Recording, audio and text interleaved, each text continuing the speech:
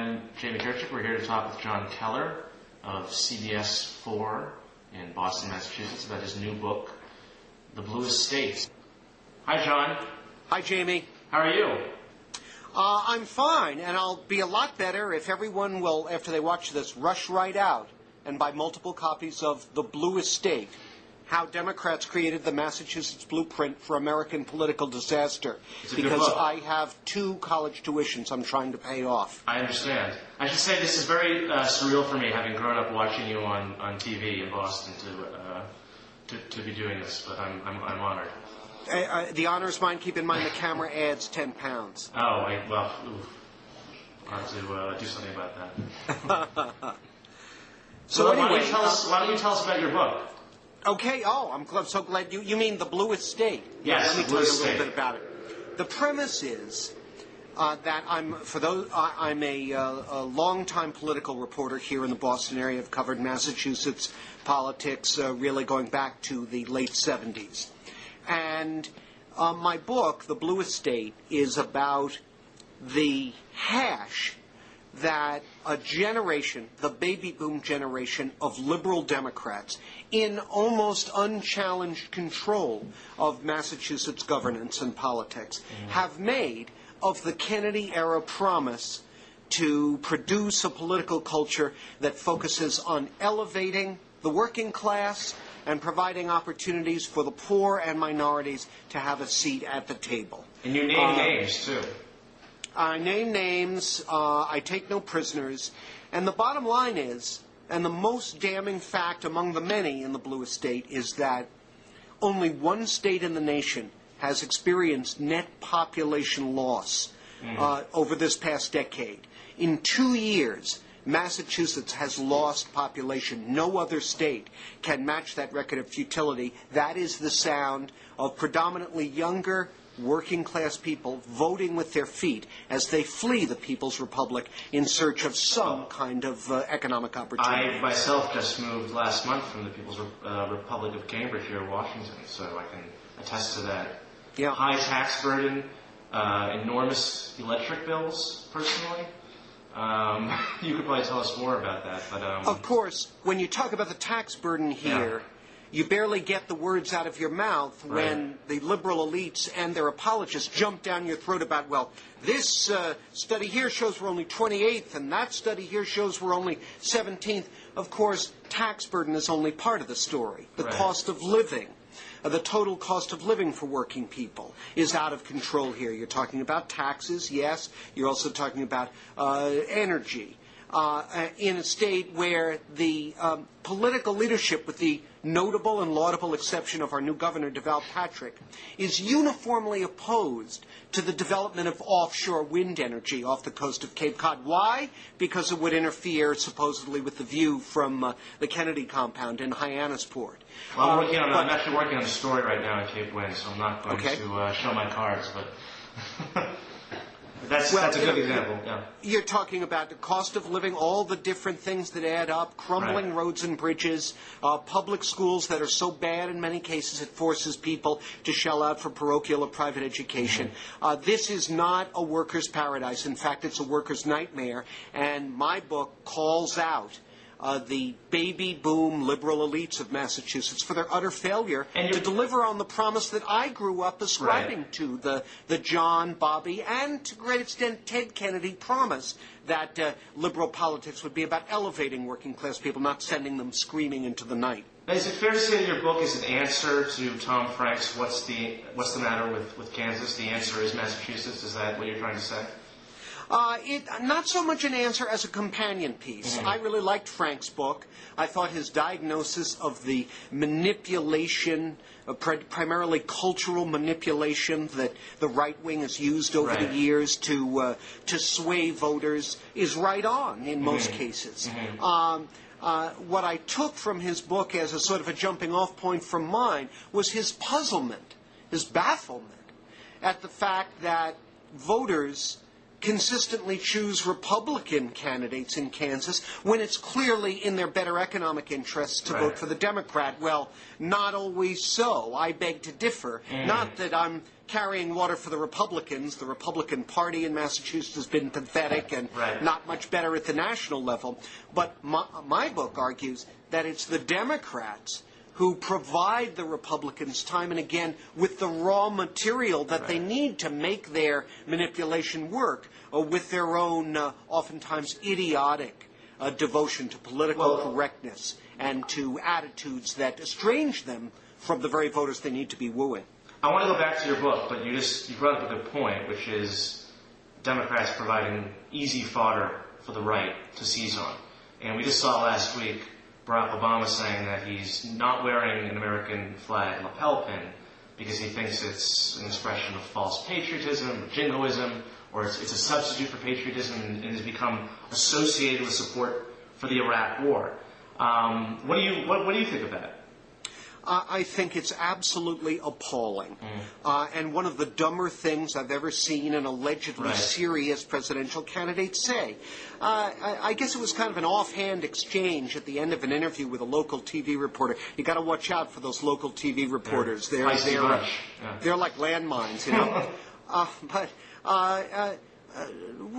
What is he trying to say? First of all, this whole notion that overt displays of patriotism have come to equal warmongering is a cultural conceit of the cocktail party liberals who believe that Fox News is the incarnation of all that is evil in modern civilization. I wouldn't deny, I think you make a good point. I wouldn't deny, though, that to a large extent the right has hijacked patriotism in a pretty distasteful way.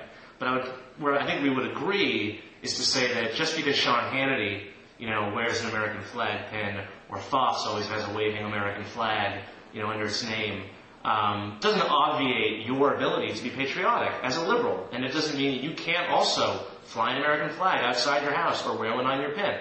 I think it actually provides you an opportunity to reclaim patriotism from the right. I'm not big on wearing jewelry other than my wedding ring, which I can't take off. It's sutured to me. And I certainly would not equate the wearing of patriotic jewelry with actual patriotism. Of course, that's ridiculous. But why cede that ground to the right?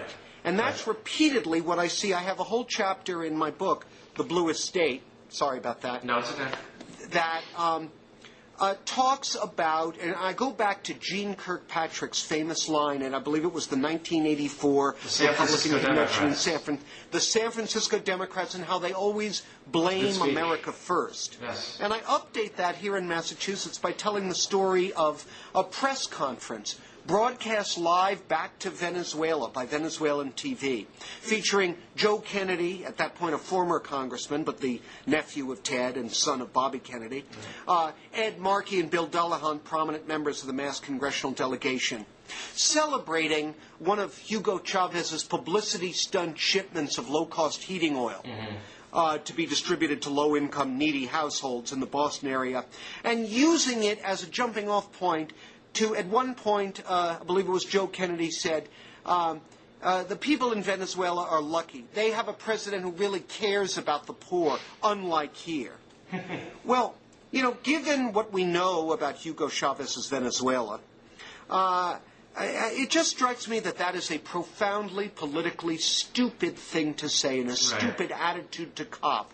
And when I talk about cocktail party liberalism, it's exactly the kind of self-amusing behavior that boomer liberals love to engage in, and that Obama was engaging in with his little monologue about the flag pin, that sets you up to be victimized by the Sean Hannitys of the world, and sets you up for failure at the polls. And without the power, you really aren't in a position to do anything much more than go to more cocktail parties when you and your friends can regale each other about the moral purity of your refusal to wear a flag pin. What's that all about?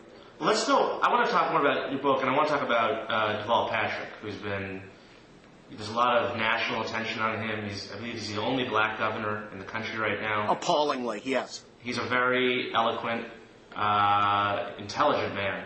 But he made some really stupid mistakes in his first weeks in office. I mean, we had spending several tens of thousands of dollars on drapes and new office furniture. We had him replacing Governor Romney's old Ford car that he drove around in as governor with a Cadillac, giving him the name Cadillac Deval. There was hiring a scheduler for his wife to the tune of $72,000 to the taxpayers. Arguably, these are stupid mistakes. Do you think that they were blown out of proportion by the media, in particular the Boston Herald, or are they actually emblematic of some of the larger themes that you talk about in your book? I think they're emblematic. Were they blown out of proportion? Well, sure, to the extent that we always in the media are looking for symbolic stories.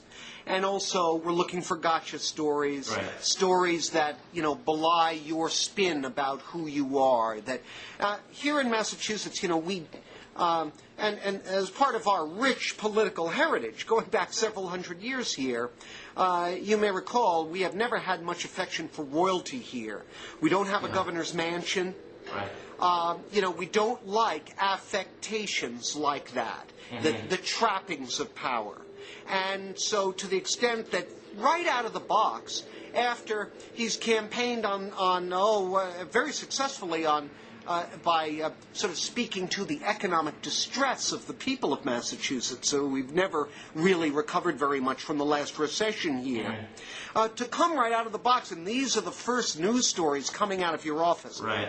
Absolutely disgraceful. It said something very revealing about Deval Patrick, something that has continued to be revealed in other more substantive policy positions he's taken, that he's really a sort of an African-American liberal version of Mitt Romney, a CEO type who came not out of business but out of executive leadership positions and out of the world of law, without any real understanding of the world of politics, right. Of the nature of legislative affairs, and as someone who's used to saying jump and everybody around you just wants to know how high. But isn't there something to be said for having the outsider? I mean, one of the biggest complaints you hear in Massachusetts, and when I was living there, something that really frustrated me, is just this whole it's the old club that runs the state.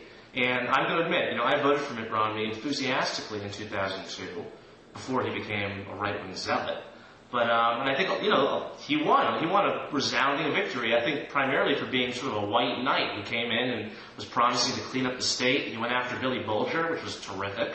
This criminal who was bilking hundreds of thousands of dollars every year out of the state through this ridiculous pension system that we have in Massachusetts. So isn't there something to be said about having an outsider, someone like Deval Patrick, who's not a part of the old Beacon Hill Club that we hear so much about? Sure. I mean, this is a state, keep in mind, that actually voted for Ronald Reagan in 1980 and 1984. That's forgotten, yeah. And, voted for Romney and for two Republicans before him, even as they're electing Democrats to everything else, out of a sense of desperation and a notion that there needed to be some element of balance, and yes, that an outsider could come in. And in both, Romney's case, although Romney has lived here for many years, he's got right. Utah and Michigan written all over him. Right. And Deval Patrick also is from Chicago and unmistakably Midwestern, a sense that even though we're a very parochial place, in many ways, there's a sense that, maybe we don't know it all and we do need the occasional outsider to come in and kind of help set the townies straight a little bit. Yeah. Unfortunately, I believe you used the word clubby. To describe Massachusetts, and it was always thus. I don't want to lay that strictly at the feet of the baby boom, but let's be honest, there's nothing more insular than a baby boomer with power. Nothing more isolated and aloof and arrogant than a baby boomer politician who doesn't fear what might happen when he or she is up for re-election. And that's the situation we have here in Massachusetts. We're all familiar with the stereotypical unctuous, moralistic baby boomer who believes that their received wisdom is God-given, or if they don't believe in God, is self-given, and it trumps all all potential reality checks, all dissent. Massachusetts, the Massachusetts political culture is a place that brooks no dissent, never admits error. And you see that, frankly, in the right-wing Republicanism as well. Look at the Bush years. Right. How much more arrogant and insular can you get than the Bush foreign policy in Iraq? So this transcends Massachusetts, of course. I just argue in my book, The Bluest State, that it runs amok here. And to the extent that Massachusetts exerts disproportionate influence on the Democratic Party, that's a poison that's injected into the party's bloodstream. Now you go after the baby boomers a lot, and it sounds like you have a lot against them. Have you been getting, I'm 23, and I really liked your book. Is there a difference in the reactions that you've been getting based upon the age of the readership? Yeah, so far it's incredible. Well, I get a lot of emails from people of all generations, but primarily younger, who have either fled Massachusetts in recent years or are in the process of doing so. But yeah, it's interesting just in terms of the reviewers. Baby boomer reviewers, some get it, some definitely do not, and they're outraged by it. Again, this speaks to the baby boomer reluctance to acknowledge any criticism, why we're the best and the brightest, you know.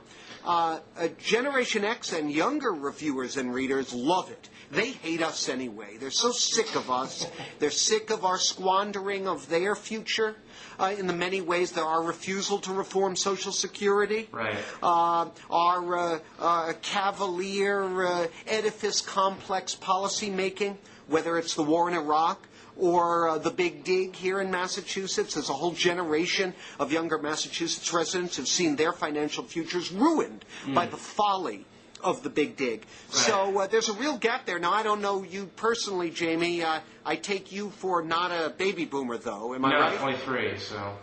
Yeah, so I think there's definitely a generation gap there, and hopefully Gen Xers are big book buyers, and we'll all run out at Christmas time and stock up on copies of The Bluest State. What distinguishes the baby boomer Massachusetts political culture from that of Ted Kennedy or Tip O'Neill, which is arguably, more into bloated government, more into patronage, and all these things that we don't like? How is the baby boomer generation? Is it worse? Does it differ from the old guard of Massachusetts politics? In my view, the most dramatic way in which it's different is that, and you're right, Tip O'Neill, certainly, he was Speaker of the House in Massachusetts. Who's responsible for the Big Dig? He was the one who got the funding originally and guided it over Ronald Reagan's veto. That's correct. However, it's interesting, if you go back in the history of the Big Dig, Tip expressed concern about the cost of this mushrooming out of control and what that might do to working people in Massachusetts. Tip O'Neill expressed concern about a federal government program mushrooming out of control. Yes, he did.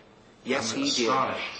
And I would argue that in O'Neill, and particularly in Ted Kennedy, in the case of Ted Kennedy, here you have a generation that, whatever its warts, and no generation is without them, has kept its eye on the ball of what working people really need. Look at Ted Kennedy's agenda over the years. For every foreign policy tangent where he's sort of gone off to the left of the boat there, health care, affordable health care for poor people, the minimum wage, bread and butter issues that speak to the day-to-day ability of working class and poor families to feed their children and care for them. I argue those are unassailable. That's an unassailable agenda. That's exactly where Democrats, where all elected officials should be focusing. Well-off people can take care of themselves. All right? It's the poor and the working classes that need the help that should be getting it. But that focus has been very much lost by a younger generation of political leadership styling themselves in the Kennedy legacy, but forgetting that part of it. And again, not really hearing criticism of how they've lost control of it, because they're doing what they feel is right. How can that be wrong? That's the baby boomer mantra that we see over and over again in Massachusetts politics and on the national scale as well. We've had two successive waves of baby boomer leadership in Congress that I would argue have been abject failures. First a Democratic wave, now a Republican, now we're seeing another Democratic wave. They've got a long way to go to improve on this, or rather, it won't be hard for them to improve on the track record that's been established by the first boomer wave. Now, do you see? I want to get into a few of the disagreements I had with your book, if that's okay, if you'll permit me. Tom Finneran, who Speaker of the House for many years, Democrat, who became Speaker of the House, I should add, only with the support of Republicans, which is true. He's a convicted felon. He perjured himself in a lawsuit, or in a case involving voter redistricting. District realignment, I believe, with minority voters. Yeah, redistricting of House districts, right. And he often got a lot of criticism, I think justified, for running the state as his own sort of personal fiefdom, his thwarting of clean elections, which was a government-funded sponsorship of public campaigns, public funding of campaigns, which I support in a state like Massachusetts, which is run by one party. I think it's actually a very important program. Now, Finneran, you gave him the kid gloves treatment, in my opinion. This is a guy who, to me, represents a lot of what's wrong in the state. He might not be the sort of boomer narcissist in terms of all the political correctness and social spending and all that sort of stuff that you criticize. But again, with the patronage and the petty grievances that he would sending reps that he didn't like, giving them awful offices in the corner of the building, little stuff like that. But in particular, the way he thwarted clean elections, which was supported, by the way, by 2/3 of Massachusetts voters in a referendum. How come? What's your thoughts on him, and why did you go easy on him?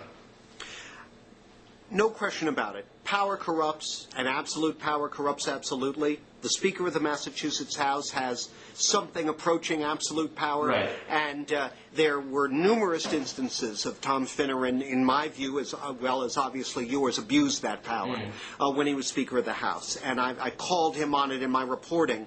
He served a purpose in the context of my book that was somewhat different. But I take your point. I can't exactly be sitting here lambasting boomers for not being open to criticism without taking some with magnanimity myself. So I accept that. So that's one point. With regard to clean elections, I think there is an intellectually defensible argument against clean elections. Sure. In fact, during the brief period of time, what Finneran did was the Clean Elections Public Financing Law was approved by the public in a referendum vote. He fought against, he refused to fund it in the House. And the state actually had to go to the extent that they were auctioning off state property, old vehicles and land. The state Supreme Court had to step in and ordered him to comply. But don't forget what happened with the first wave of that money. The first clean elections gubernatorial candidate here in Massachusetts, and really the only one so far, was Warren Tolman. Whom I should disclose, I did work for him in my younger days, so I should disclose that. Did you work for him in the 2002 race? In the 2002 gubernatorial election, I was a campaign staffer, yes. Okay, well then you will recall what Warren did with his clean elections money. His first TV ad was an ad about the fact that Warren is bald. And it was arguing that bald is beautiful. I mean, it was a campaign ad. I mean, that's the point of public financing law, is to fund campaigns. And if you're going to monitor, if you're going to monitor what's allowable, what's acceptable, I guess you're making the argument that we shouldn't be funding campaigns because this is what it goes to. Well, I would argue that in that one instance, we saw that just the public funding of an otherwise underfunded campaign doesn't necessarily result in an elevated political discourse or in a better type of politics. Warren's a good guy, right? But was he clearly, far and away the best individual for the job in that case? I would say that's debatable. So, he got the signatures to qualify for the money. Yes, he did. But all I'm saying is there is an intellectually defensible case that that's a waste of taxpayer dollars. Sure. No, that in fact, that it makes sense to let, if you will, the market speak a little bit, and let the necessity of raising a certain amount of money in order to be a competitive candidate be a bit of a filter to screen out the assorted kooks and nuts. Right. However, I take it there's a perfectly defensible argument for clean elections, which you can feel free to make if you want. All I'm saying is that Finneran clearly believed that clean elections was a waste of taxpayer dollars. It was certainly not a case of him feeling threatened in terms of his political power by the onset of public financing. So let's give him credit for making, an intellectual argument against it. You don't think his own power, you don't think that if clean elections had been successfully implemented, you would have seen a new batch of candidates, perhaps Republicans, perhaps more liberal Democrats, coming and perhaps ousting him somehow, some far-off fantasy, or here in Massachusetts, as opposed to other states where it has worked somewhat better, I doubt it. Right. Because the political culture here is so hidebound, so controlled by an in-group, that it's not just a question of not having enough dough to not having an ante to be able to play. It's a question of this is said many times, and another criticism that I've heard of my book and that I acknowledge is valid is that I toss around the word liberal as a defining word maybe a little bit too much. I perhaps would have been better off in hindsight making it clear that the really defining characteristic of Massachusetts politics is not liberals versus conservatives, or even Democrats versus Republicans. It's insiders versus outsiders. Now, the fact that most of the insiders tend to be liberal Democrats, should be noted. But it's insiders versus outsiders. And unfortunately, what has happened is the outsider groups here really encompass working class people, black people, poor people, all of the people that liberal democratic insiders swear they're fighting for every day. The hypocrisy of it is just monumental. What would you say about all the social spending? And you write a lot about Barbara Anderson, who's sort of a legend in Massachusetts, this anti-tax campaigner. Is it fair to say that the poor are outsiders in Massachusetts? Are an outside group? A lot of money is spent here, certainly, although not in every area. We spend less on public higher education than all but one other state. Massachusetts? Wow. Massachusetts, which is really incredible. To his credit, Governor Patrick just today has announced a plan to try to rectify that somewhat. But so even in that sense, our priorities are skewed. But certainly we have a welfare state, spending per capita on public education that's up there among the states. And the fact is, for the most part, people here, there's a legacy of progressivism, of supporting an activist state government that goes way, way back in Massachusetts history, and it's still very much alive today. Most people in Massachusetts are not with Barbara Anderson and her anti-tax movement, not like you have in some other states. But nonetheless, there's a limit. And the Massachusetts political culture repeatedly crosses over the line, exceeds the limit, takes a cavalier attitude toward taxpayer money.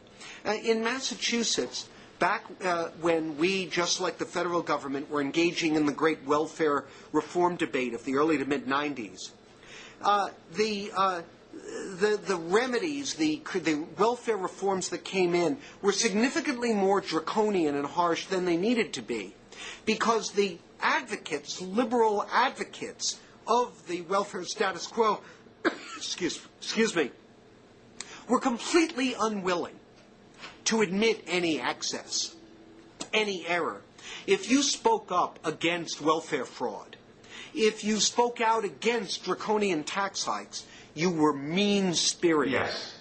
and you were lectured that all we were asking in this latest tax hike was for you to forego a pizza a week. Well, it's like the debate over S-chip, where President Bush apparently wants poor children to get sick and die because he doesn't believe in expanding his federal program for middle-class families.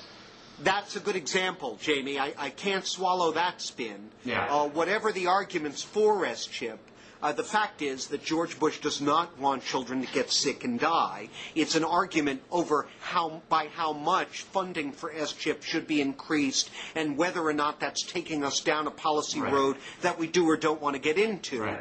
It's not an argument over who wants to let children die in a snowbank. Right. And that's exactly the kind of excess that liberal Democrats in Massachusetts so frequently engage in. And frankly, it more often than not, it boomerangs on them. It backfires on them and undercuts their credibility with economically beleaguered voters. Let's talk about the elephant in the room, which is Mitt Romney. I don't know if you saw this advertisement that the Log Cabin Republicans put out last week, which is the gay Republican group, in which they said that Mitt Romney embodies, I believe it was Massachusetts values.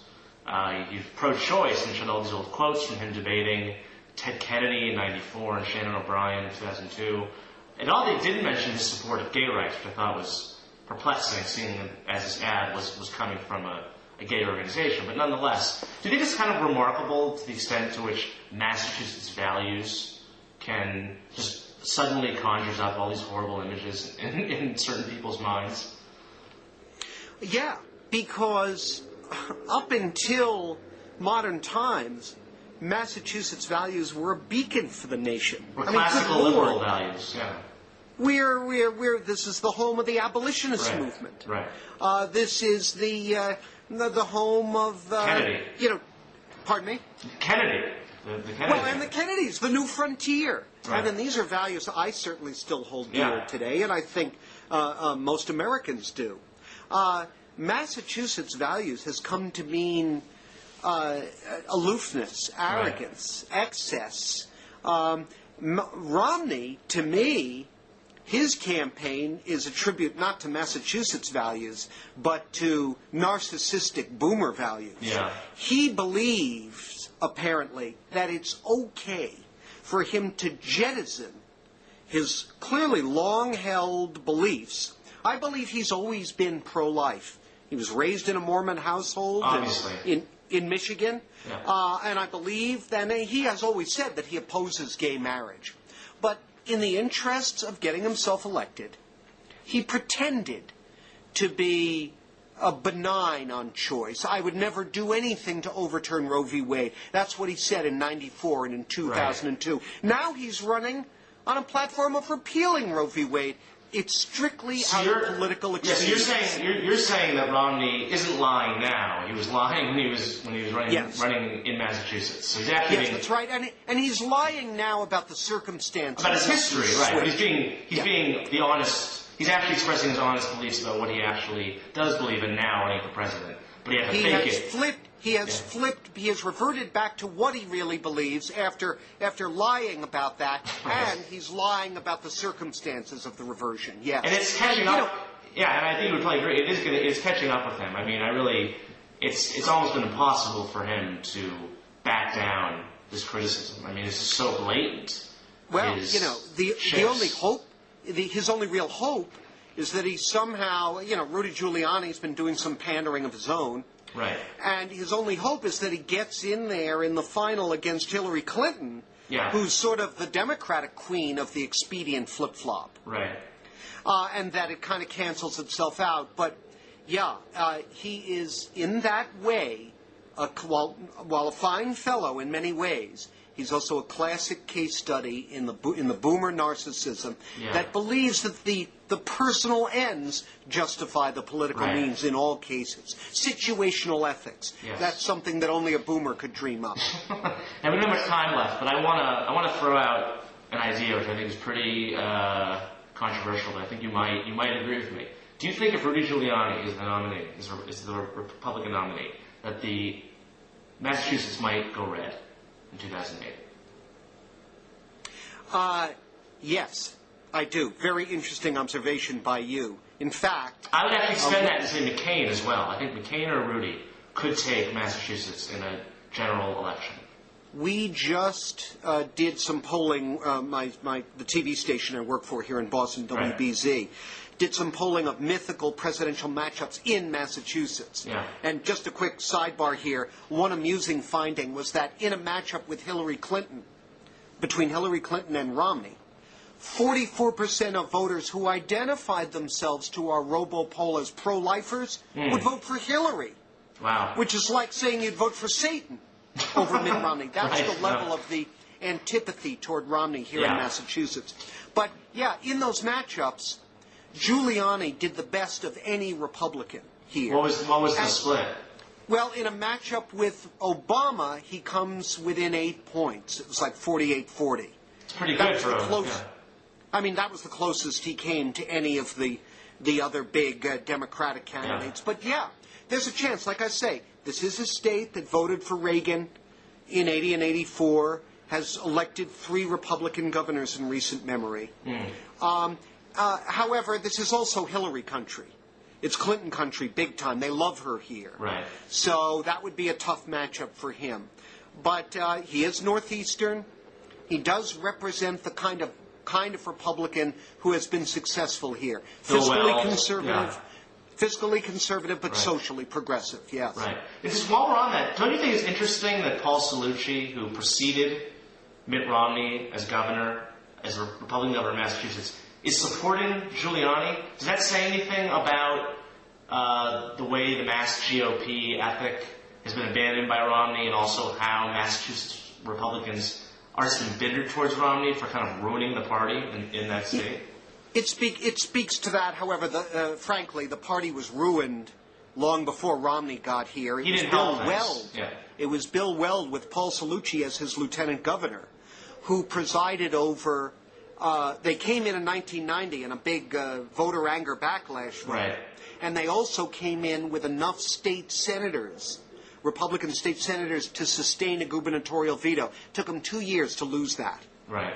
Ever since, Republican governors have operated in an environment where their vetoes can be overridden on a straight party line vote. Right. And it was Cellucci and Weld who let what appeared to be a resurgent Massachusetts Republican Party kind of wither away and die. Romney, of course, Romney did give it the old college try in the 2006 legislative election. He didn't pick up a single seat, right? He not only didn't pick up a seat, he lost seats. Yeah. He spent a lot of money. He campaigned. He put together a slate of candidates. He had that huge unveiling in the State House, right? He had 100 candidates behind him. Right. John Kerry, of course, was running for president in 2006. There was a huge Democratic turnout here. It just swamped the boat. But no, and then Romney spent the last 2 years of his term running for president and bad-mouthing Massachusetts. The Republican Party here is in such a deep hole, it could be a generation or more before they dig themselves out. It's pathetic. Wow. Well, I think that's all the time we have.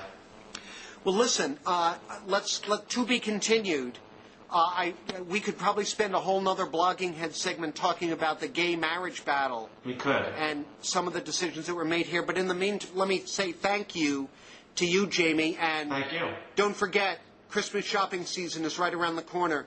The Bluest State, St. Martin's Press. Well, I was just going to say, John, you've complained a lot about all these awful presidential candidates who come from Massachusetts, but they do help the local reporters like you. I mean, now you have all these stories you can do about Romney, and before that, Kerry and Dukakis. I mean, it's just like a never-ending supply of national attention that you guys get.